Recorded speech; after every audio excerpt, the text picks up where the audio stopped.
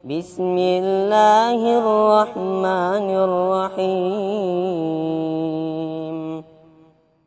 Assalamualaikum warahmatullahi wabarakatuh. Alhamdulillah wa kafa, wassalatu wassalamu ala nabiyil mustafa wa ala alihi wa ashabihi ahli al-wafa. Ikhwatal iman, azani Allah wa iyyakum. Kita senantiasa memuji Allah Jalla Jalaluh yang terus memberikan kepada kita nikmat,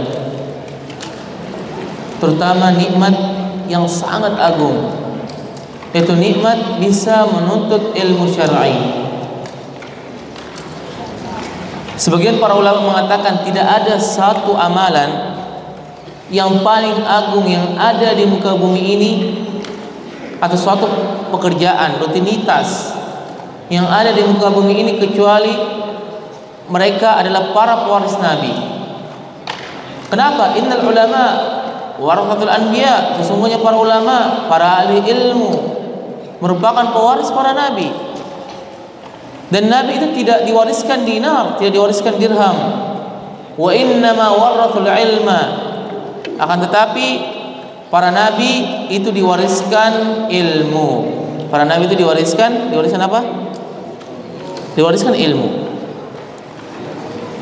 Kita sekarang sudah di bab yang ketiga dalam kitab Khulasah Ta'zimul Ilm. Pada bab Jam'u Himmatin Nafsi Alaih, yaitu mengumpulkan semangat agar menuntut ilmu, yaitu mengumpulkan semangat di dalam menuntut ilmu. Qala asy-syari waffaqahullah, qala al-muallif rahimahullah, tujma'u al-himmatu 'ala al-matlub bi tafaqqudi thalathati umur. Kita mengumpulkan semangat, mengumpulkan keinginan yang kuat untuk menuntut ilmu dengan tiga hal. Mungkin di antara kita ada yang futur, yang tidak lagi semangat menuntut ilmu. Maka di sini muallif atau penulis buku ini memberitahukan kita bagaimana cara agar kita bisa menuntut ilmu, agar kita semangat di dalam menuntut ilmu. Yang pertama adalah awwaluha al-hirsu ala ma yanfa'. Famata wuffiqa al-'abdu ila ma yanfa'uhu harasa 'alaihi, yaitu bersemangat terhadap apa yang bermanfaat. Bersemangat memperoleh apa yang bermanfaat. Famata wuffiqa al-'abdu ila ma yanfa'uhu, kapan saja seorang hamba itu diberikan taufik untuk menggapai apa yang bermanfaat baginya, maka dia akan semangat untuk meraihnya. Kapan saja seorang hamba diberikan taufik untuk meraih apa yang bermanfaat, maka dia akan meraihnya, maka dia akan semangat untuk meraihnya. Contoh nih, antum di sini sebagai penghafal Quran, dan antum tahu bahwa apa keutamaan menghafal Quran? Antum apa keutamaan menghafal Quran? Udah tahu atau belum? Apa keutamaan menghafal Quran? Diangkat derajat. Antum?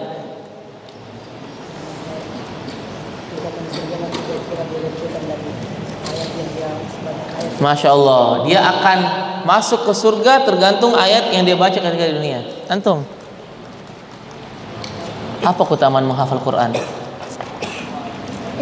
Diberikan syafaat pada hari kiamat, yang mana kita butuh syafaat, pertolongan Allah pada hari kiamat. Kita ini butuhkan syafaat atau pertolongan Allah pada hari kiamat. Yauma la yanfa'u malun wala banun, yang tidak bermanfaat harta maupun anak-anak. Jadi kita nih udah tahu bahwa menghafal Al-Quran itu keutamanya sangat banyak. Menghafal Al-Quran di dunia dan mengamalkannya itu sangat banyak manfaatnya. Di antaranya adalah dimudahkan urusan-urusan, dimudahkan rezekinya, dinaikkan derajatnya, belum lagi di akhirat. Sangat banyak keutamaan-keutamaan dalam menghafal Al-Quran. Makanya kita tahu nih bermanfaat, makanya kita semangat. Ketika kita tahu keutamaan sesuatu, jadi bagaimana caranya agar kita bisa semangat dalam melakukan sesuatu? Kita tahu dulu keutamaannya. Antum yang lagi lemas misalnya menghafal Al-Quran, antum harus tahu keutamaannya. Apa nih keutamaannya membaca Al-Quran, menghafal Al-Quran? Kalau perlu tempel di lemari antum keutamaan menghafal Al-Quran 1, 2, 3, biar antum semangat dan terpacu. Ahli dunia, dia kadang-kadang kalau kita melihat schedule-nya atau lihat targetnya, saya ingin memiliki apartemen, saya ingin memiliki mobil McLaren atau mobil Ferrari, saya ingin memiliki jam tangan Rolex misalnya. Dia tulis, dia gambarin, dia semangat tuh untuk ngejar dunia.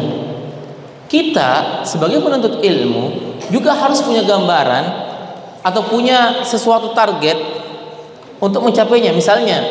Tapi antum harus tahu keutamaannya dulu. Bagaimana caranya seorang bisa sholat tahajud?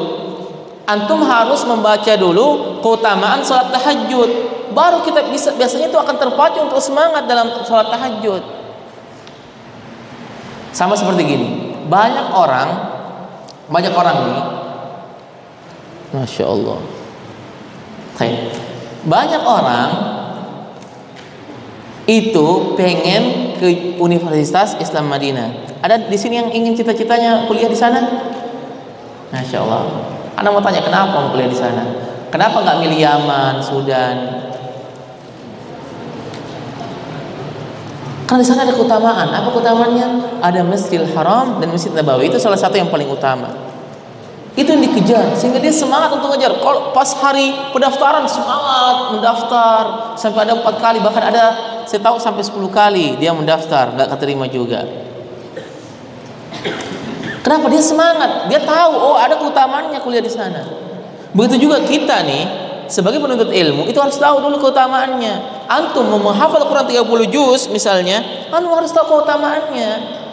Antum ingin rajin sholat tahajud misalnya, sholat qiyamul lail, antum baca dulu keutamaannya. Di situ biasanya kita terpacu. Antum tulis, tempel di lemari antum, tempel di binder atau buku antum. Antum lemes nih, bahasa Arabnya kurang, nggak semangat bahasa Arab sehari-hari. Nah, caranya adalah antum coba tulis apa keutamaannya berbahasa Arab sehari-hari. Apa keutamaannya? Sehingga kita terpacu untuk berbahasa Arab. Kita terpacu untuk berbahasa Arab. Yang mana orang-orang banyak terpacu untuk bahasa Inggris, belajar bahasa Inggris, dan juga sekarang bahasa Cina dipelajari, katanya untuk bisa berdagang, agar bisa berbahasa internasional, untuk memudahkan perdagangan antar internasional, antar negara, antara satu sama lain, antara Cina dan juga misalnya Indonesia. Dia semangat tuh belajar bahasa Cina, karena di Cina katanya barang yang murah-murah biar bisa dijual kembali. Kenapa? Dia semangat, dia tahu keutamaannya. Kalau saya belajar bahasa Cina, saya lebih mudah ngomong sama orang sana. Antum belajar bahasa Arab, antum bisa lebih mudah mempelajari Al-Quran dan Sunnah, mempelajari qala Allah, perkataan Allah dan perkataan Rasulnya. Itu yang pertama. Al-hirsu ala ma yanfa', yaitu bersemangat memperoleh apa yang bermanfaat. Yang kedua adalah al-isti'anatu billahi azza wa jalla fi tahsilihi, yaitu meminta pertolongan kepada Allah di dalam menuntut ilmu. Meminta pertolongan kepada Allah di dalam menuntut ilmu. Karena kita ini seorang hamba yang lemah. Ada nggak dari antum pernah target saya pengen hafal 1 halaman, besok-besoknya lemas? Ada yang pernah kayak gitu? Atau dia mau hafal, pokoknya saya bakal hafal nih 1 halaman, tau-taunya cuma 2 ayat. Kenapa? Karena mungkin kita kurang meminta pertolongan kepada Allah Azza wa Jalla. Al-isti'anatu billah Azza wa Jalla fi tahsili. Kita harus meminta pertolongan kepada Allah. Kita jangan sombong, karena ilmu ini, ilmu yang Allah berikan, hafalan yang diberikan itu adalah dari Allah Azza wa Jalla. Bukan dari kekuatan kita. Kita ini tidak punya kekuatan. Kita ini hamba yang lemah. Allah qawi, Allah yang maha kuat. Kita ini adalah seorang hamba yang lemah. Allah kalau ingin membuat kita lupa saat itu juga itu bisa. Maka kita itu harus selalu meminta pertolongan kepada Allah. Dalam salat kita selalu mengucapkan iyyaka na'budu wa iyyaka nasta'in. Kepadamu lah aku menyembah dan kepadamu lah aku meminta pertolongan. Jadi kalau minta pertolongan itu minta sama Allah. Antum sulit nih hafal nih satu halaman, aduh kok sulit sekali nyetor satu halaman atau susah paham. Antum minta pertolongan sama Allah. Para ulama dahulu itu selalu meminta pertolongan kepada Allah Azza wa Jalla. Ibnu Taimiyah rahimahullah, beliau itu adalah salah seorang ulama, seorang panglima, seorang mufti. Bahkan beliau memiliki banyak tulisan-tulisan, bahkan juga seorang mujahid fi sabilillah. Bagaimana kekuatannya? Katanya saya ini, kata Ibnu Taimiyah, itu zikir dari habis subuh sampai mau duhur. Kenapa? Karena inilah kekuatan saya. Dia minta pertolongan kepada Allah. Antum kalau lemas minta pertolongan sama Allah. Yang ketiga, adamul ajzi an bulughil bughyati minhu, yaitu tidak lemah di dalam menggapai cita-cita. Jangan lemah. Beda malas sama lemah. Kalau lemah ini dari dirinya itu sendiri. Jangan lemah di dalam menggapai cita-cita. Nabi SAW bersabda, ihris ala ma yanfa'uka. Bersemangatlah kalian untuk menggapai apa-apa yang bermanfaat bagimu. Apa yang bermanfaat bagi kita, kita harus semangat untuk menggapainya. Antum ketika ingin menjadi seorang ulama, menjadi seorang yang bermanfaat, kita harus dulu bercita-cita untuk menggapai apa yang bermanfaat bagi kita. Wasta'in billah, dan mintalah pertolongan kepada Allah. Wala ta'jiz, dan jangan lemah. Jangan lemah. Contoh nih, kadang-kadang seorang santri itu, antum tidur jam berapa di sini? Jam 9. Bangun jam 3, Masya Allah. Cukup kan tidur itu? Cukup kan? Baik. Ana mau ceritain, ada dulu ulama itu, dia kalau habis subuh beliau tertidur, langsung beristighfar, merasa sangat berdosa karena waktunya hilang begitu saja. Kadang ada talib yang sudah banyak tidurnya, habis halaqah, ketika halaqah tidur, ketika belajar tidur, di kamar juga tidur. Ini namanya kurang semangat. Jadi dari dirinya. Makanya kalau seandainya kita mendapati sulit, Ustaz, anak ini sulit, mau semangat ini sulit, antum minta pertolongan sama Allah. Karena la haula wala quwata illa billah. Tidak ada kekuatan itu kecuali dari Allah Subhanahu wa taala. Kemudian disebutkan, muallif rahimahullah menyebutkan, Al-Junaid rahimahullah mengatakan, ma talaba ahadu syai'an bijiddin wa sidqin illa nala, fa illam yanalhu kullah nala ba'dah. Tidaklah seorang hamba itu meminta sesuatu dengan jujur dan bersungguh-sungguh kecuali dia akan mendapatkannya.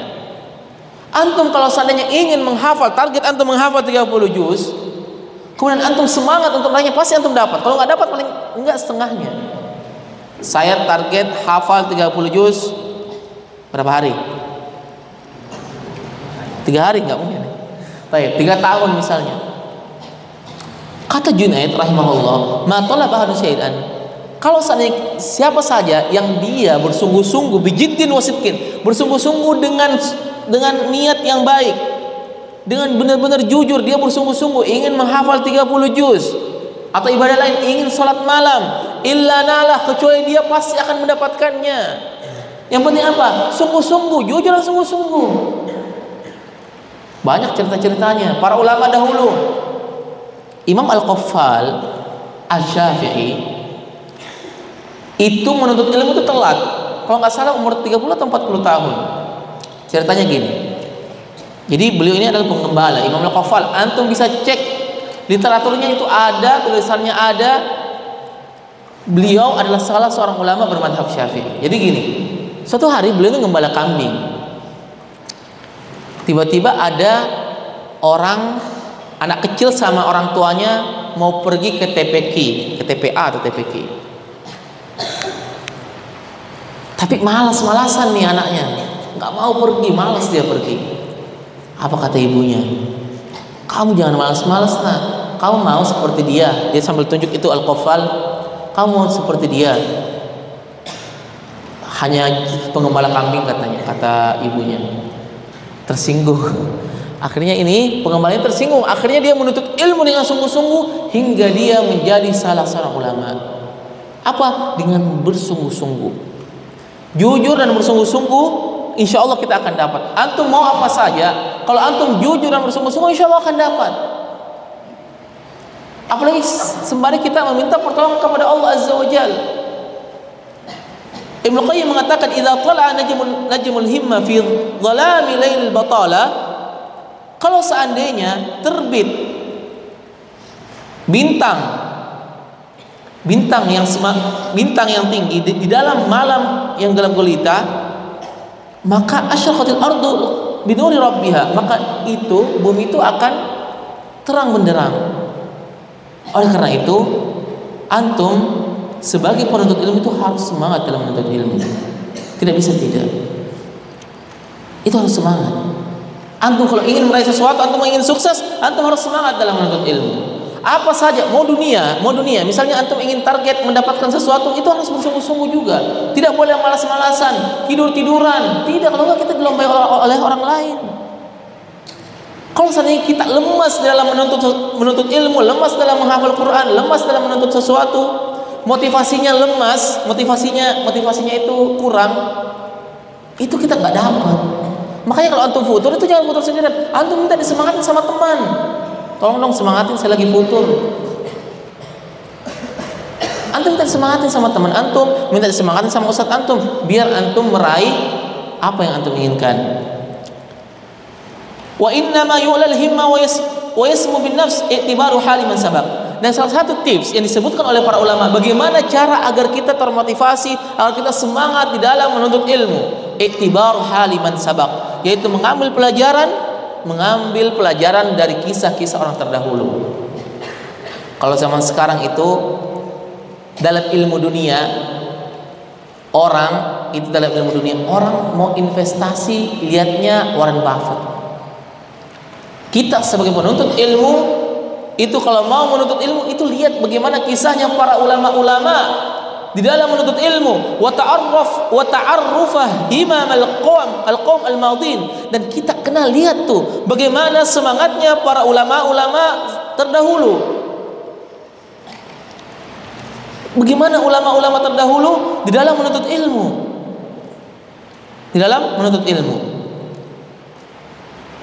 Anak kasih contoh. Pernah dengar namanya Ahmad bin Hanbal? Pernah dengar nggak? Atau lagi ngantuk semua ini? Hey. Imam Ahmad bin Hanbal ketika dia masih kecil, rubbama arada al-khuruja qabla al-fajr. Dia itu kadang-kadang, jadi zaman dulu itu kan nggak ada pesantren seperti sekarang. Zaman dulu itu modelnya syekh itu duduk di masjid, itu halaqah. Jadi zaman dulu itu banyak halaqah itu di masjid. Jadi Imam Ahmad ini ketika dia masih kecil, itu dia itu keluar sudah siap-siap tas, baju, pecinya atau sorbannya untuk keluar menuntut ilmu itu sebelum subuh itu udah siap. Ini masih kecil padahal. Ilahilaki syuyukh. Fata'khudhu ummuhu bi thiyabihi. Tapi ketika dia mau keluar pintu ditarik bajunya sama ibunya. Wa taqul rahmatan bihi, dan dia bilang karena kasihan, udah tunggu azan dulu baru keluar. Ini semangatnya Imam Ahmad di dalam menuntut ilmu. Bahkan kita juga pernah singgung di sini. Itu Ibnu Thahir Al-Maqdisi. Saking semangatnya menuntut ilmu, dia harus berjalan di tengah panasnya gurun pasir sampai beliau kencing darah 2 kali.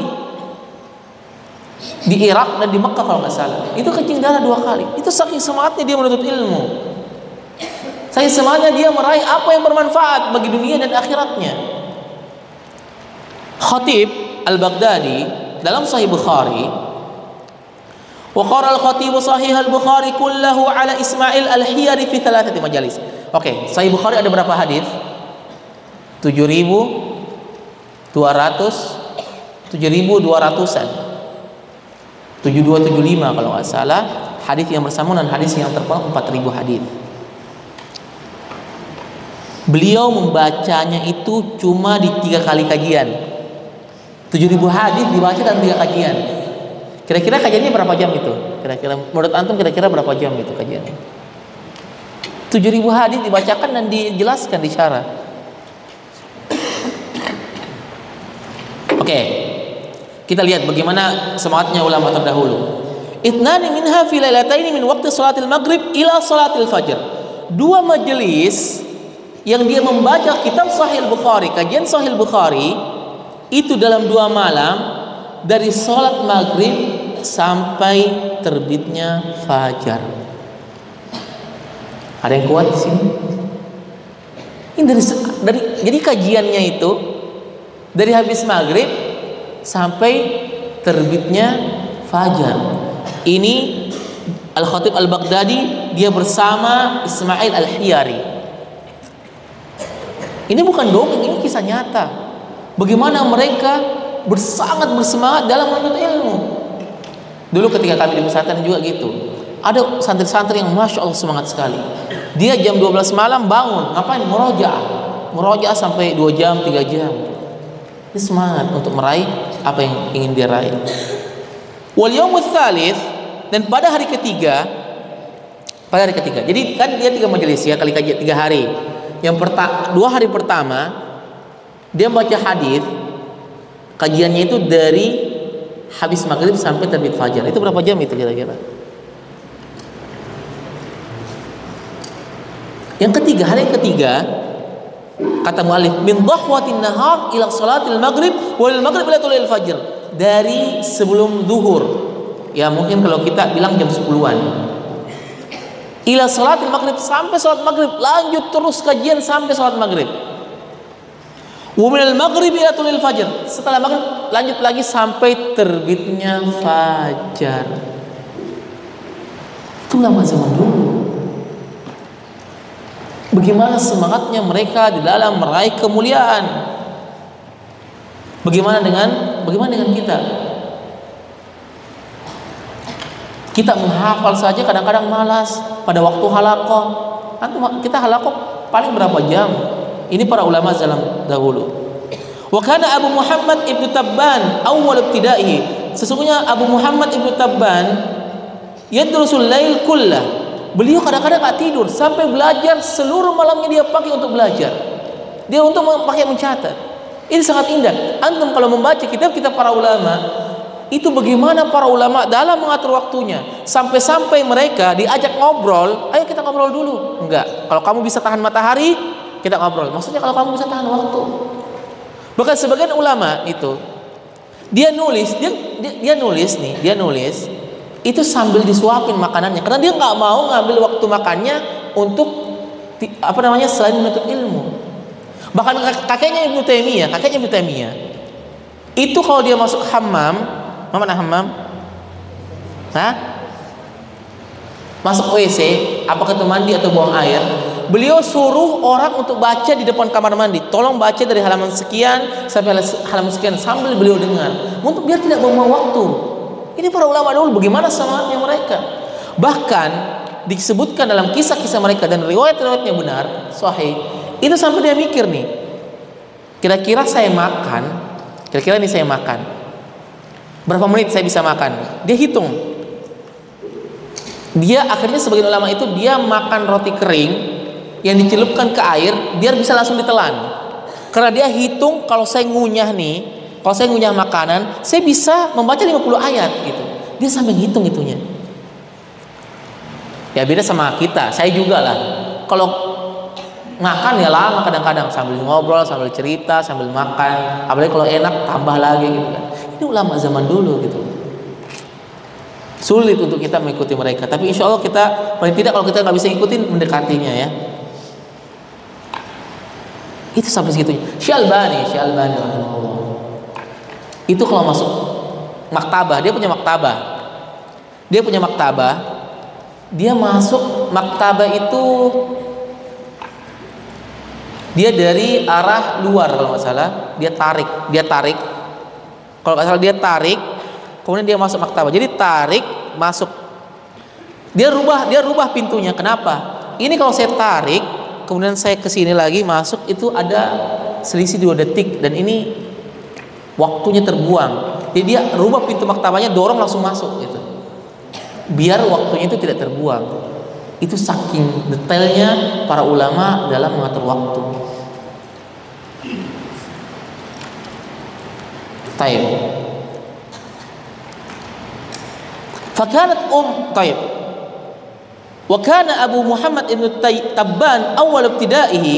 Ini lagi kisah lagi bahwa Abu Muhammad ibn Tabban itu belajar semua malam-malamnya. Fakan ummuhu, ini ibunya, saking semangatnya ulama ini belajar. Ini ibunya, tarhamuhu, dia merasa kasihan nih, ibunya merasa kasihan. Wa tanhahu al qiraati bil lail, dan ibunya ini ngelarang Ibnu Tabban untuk membaca di malam hari. Kenapa? Ada yang bisa? Ada yang tahu kenapa ibunya ngelarang baca di malam hari? Hah? Kenapa kira-kira? Karena ibunya takut anaknya buta, hatta la yadhhab basara.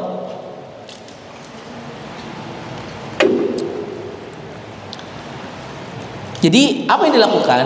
Fakana ya'khudul misbaha, dia ngambil lampu. Dulu kan lampu, antum pernah tahu nggak sih? Dulu lampu itu pakai minyak, antum tahu nggak sih? Atau antum taunya yang pakai baterai aja, yang dicas? Antum ada yang tahu nggak? Antum tahu nggak? Antum pernah lihat nggak?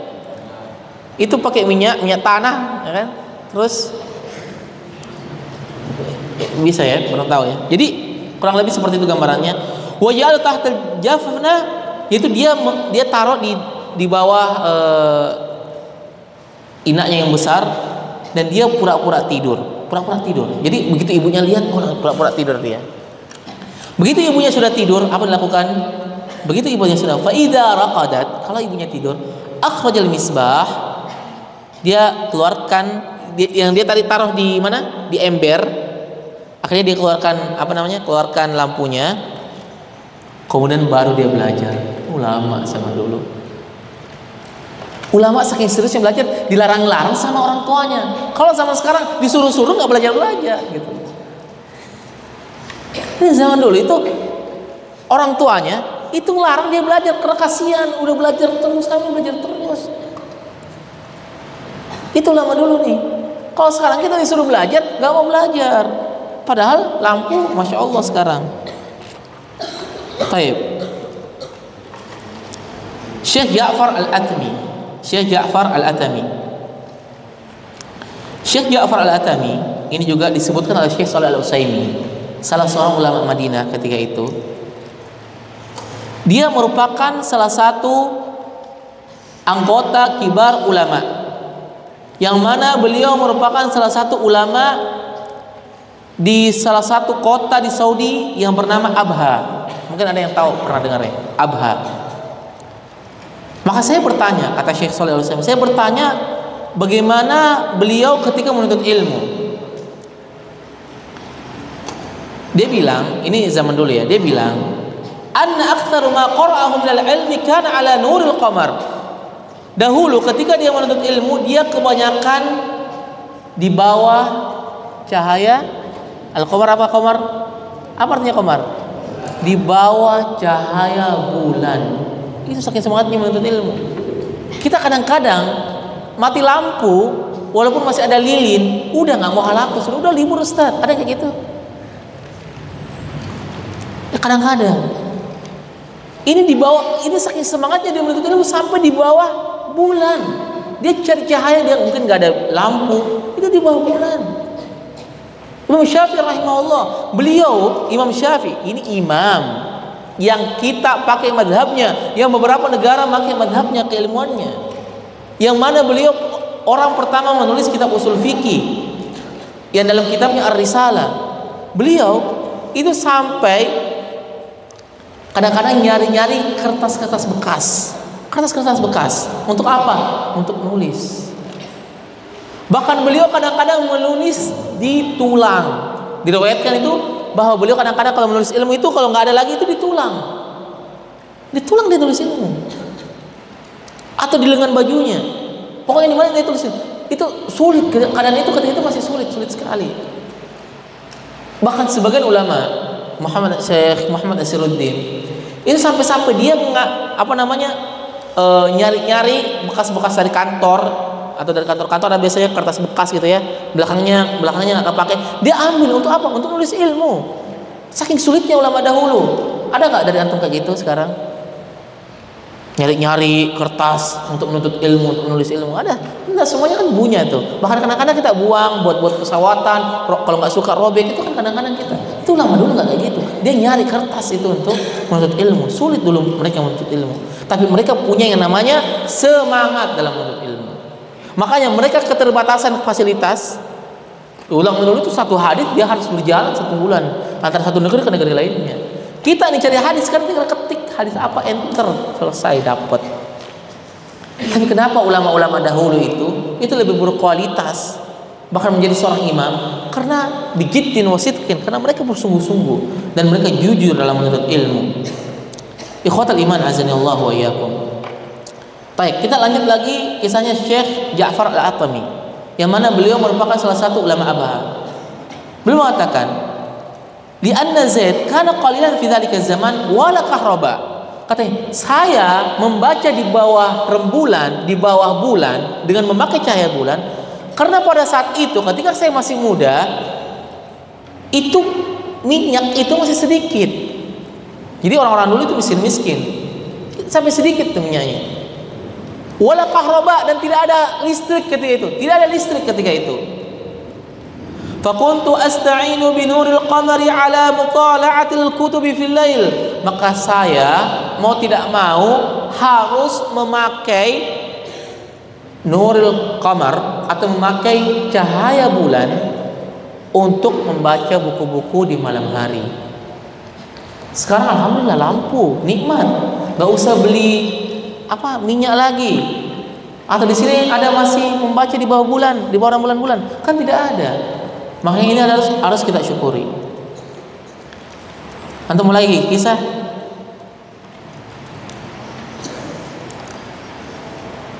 Ada juga ulama namanya Shibir Atha Al-Alama Halim Atha rahimahullah.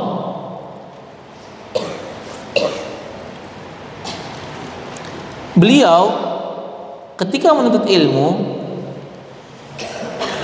dalam sehari, katanya, hatta annahu kana fi syababihi yaqra'u fil yawmil wahid 800 safhah. Dia membaca 800 halaman. Sehari membaca 800 halaman. Kita ini baca buku itu berapa halaman sehari?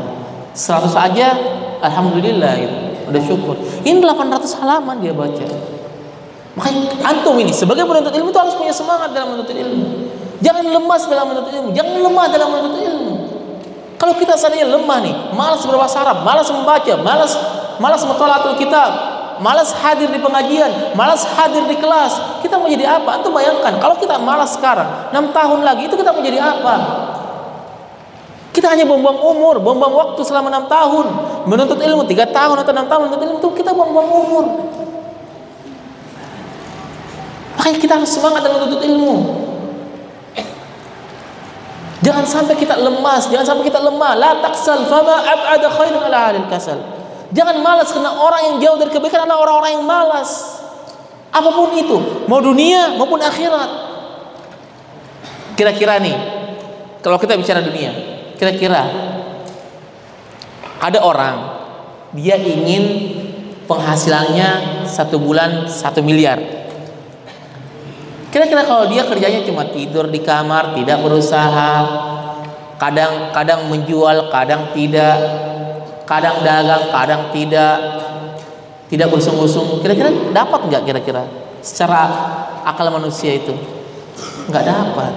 Kita juga sebagai penuntut ilmu, kalau seandainya antum ingin menghafal 30 juz, karena kan antum di sini di pondok tahfidz kan, ma'had tahfidzul Quran, mau menghafal 30 juz mutqinan, secara mutqin, kalau kita tidak bersungguh-sungguh kita nggak dapat tuh.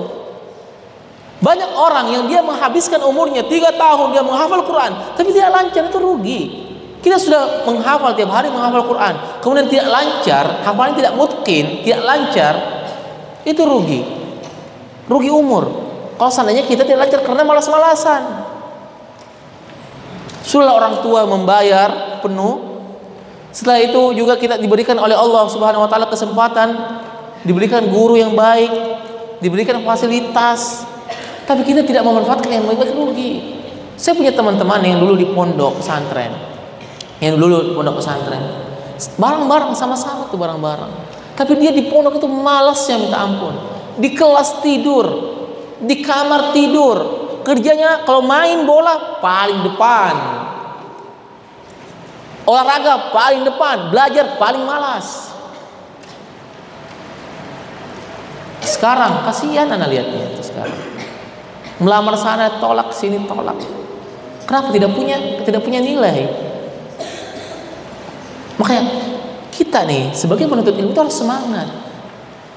Tidak ada ceritanya penuntut ilmu terdahulu itu lemas dalam menuntut ilmu, tidak ada ceritanya. Kalau kita mau lihat orang sukses, kalau antum mau sukses, antum harus lihat orang-orang terdahulu itu sukses. Kalau antum ingin sukses dalam menuntut ilmu, antum harus lihat bagaimana orang-orang terdahulu itu dalam menuntut ilmu. Syekh Ali Al-Hudzaify, ada yang kenal Syekh Ali Al-Hudzaify? Tahu kan ya Syekh Ali Al-Hudzaify? Kan tahu Syekh Ali Al-Hudzaify? Siapa itu Syekh Ali Al-Hudzaify? Beliau adalah salah seorang imam Masjid Nabawi yang suaranya udah terkenal di mana-mana. Beliau seorang tajwid terbaik di dunia, seorang ahli tajwid terbaik di dunia. Dan para masyayikh itu kata syekh kami dulu, kalau seandainya kalian ingin mendengarkan tajwidnya itu dengar tajwidnya Syekh Ali Al-Hudzaify. Beliau dijadikan rujukan di seluruh dunia, Syekh Ali Al-Hudzaify. Kenapa beliau dijadikan rujukan dunia? Kenapa beliau yang dijadikan? Padahal betapa banyak qari ahli tajwid juga di seluruh dunia. Kenapa beliau yang dijadikan? Ternyata beliau kan dulu dosen di Universitas Islam Madinah. Beliau kalau jalan mulutnya nggak pernah diam. Ngapain? Murojaah hafalan.